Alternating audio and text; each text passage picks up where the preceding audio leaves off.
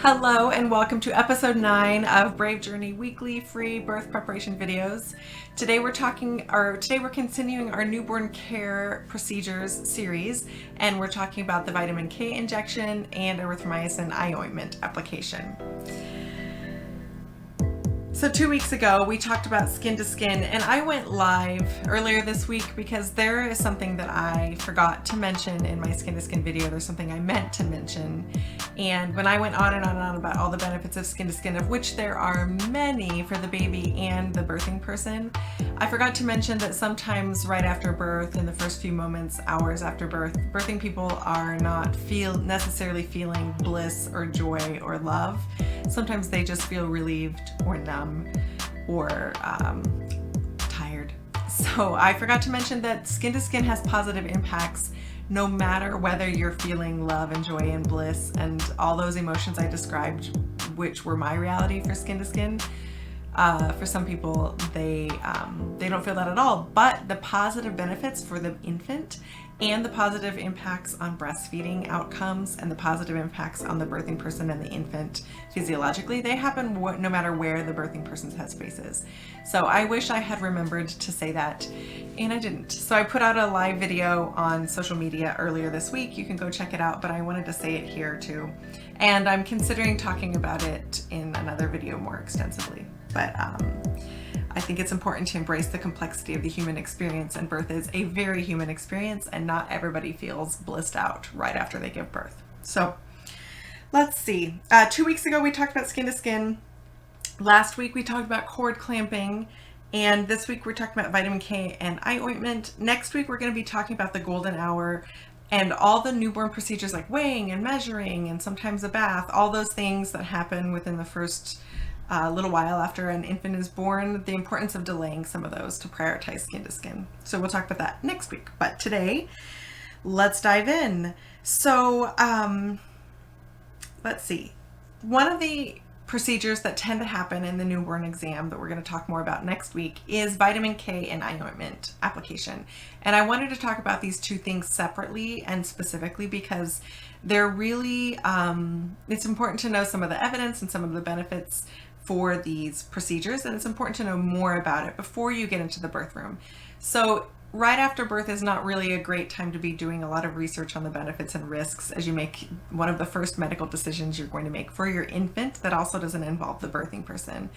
So this decision on whether or not to have this eye ointment prophylaxis put on the infant's eyes, or whether or not to have that vitamin K injection, those are sometimes the first choices you're making as a parent for the infant that doesn't have anything to do with the birthing person's body. So this is really the stepping into this identity as parent. Some people start feeling like a parent while they're pregnant. Some people, it takes a few hours or days or years to develop that identity as a parent. So, I mean, that's a whole video topic on its own. First, we'll talk about vitamin K, then we'll talk about eye ointment.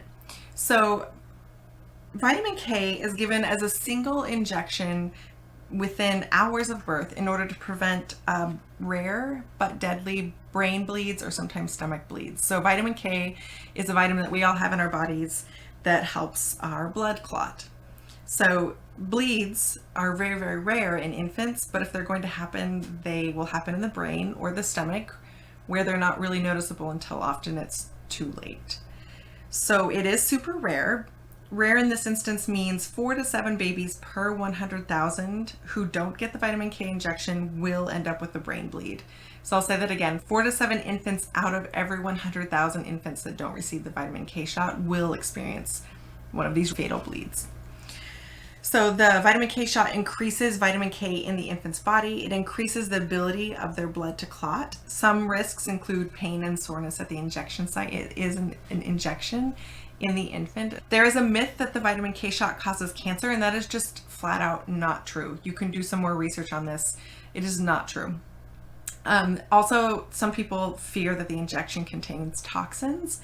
The main ingredient of the injection is vitamin K, and you can check with your medical care provider if you want to know about all the other small, lesser, not main ingredients in the injection. So that's something you can talk to your care provider about if you're concerned. In terms of alternate methods of administering vitamin K, there is an oral dose, but it requires 2 doses and it just doesn't seem to be as effective as the injection. And also some people wonder about if they could increase the vitamin K levels in the breastfeeding parent, if that would then transfer through the breast milk to the infant. And unfortunately, there's very low levels of vitamin K in breast milk. So it just doesn't really work to try to up the intake of vitamin K in the breastfeeding parent. It's not going to translate to the higher vitamin K levels in the infant in those first 6 months. And infants start getting vitamin K from their food when they receive the introduction of solids. So that's when they start getting vitamin K in their diet on their own. And that's usually around 6 months of age or so is when you start introducing solids. So most medical care providers, midwives, doctors, alternative medicine, natural medicine, traditional medicine, take a pretty strong stance that the benefits of vitamin K outweigh the risks, but it's your choice. Vitamin K injection is your choice as a parent. So do your research, make your choice, and make the choice before the birth so that you're just, it's already clear when it's time. So on to eye ointment, prophylactic eye ointment, erythromycin.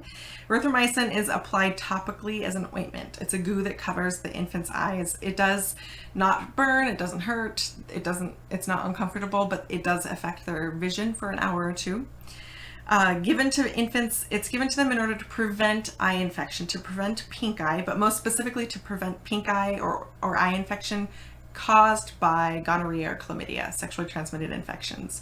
And they would have gotten the gonorrhea or chlamydia bacteria in their eyes via the birthing person, if the birthing person has a sexually transmitted infection. So if an infant contracts gonorrhea in their eye, it can cause permanent blindness within 24 hours. So it's quite serious.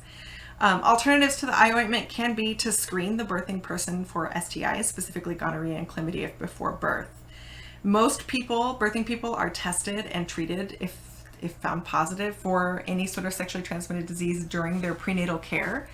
So if the birthing person is not having sex, or they're only having sex with one person who is also only having sex with the birthing person, the likelihood of the infant contracting an eye infection from an STI is very low. But people in monogamous relationships who have sex outside of that relationship are often dishonest about that. So from a public health perspective, a routine application of eye ointment makes sense. But for example, a birthing person who has not had sex throughout their pregnancy, an eye ointment maybe isn't necessary. Another alternative is to wait and see, to watch closely for infection and to treat it immediately if any sign of pink eye is observed. Okay, that's it on eye ointment and vitamin K. If you want to know more,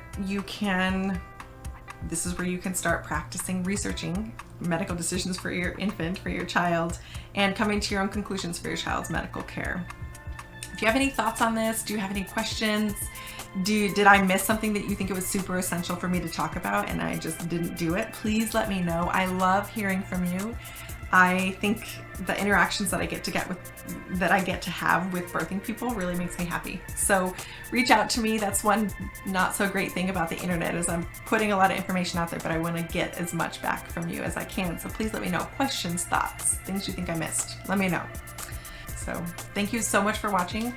I appreciate you so very much. Thank you.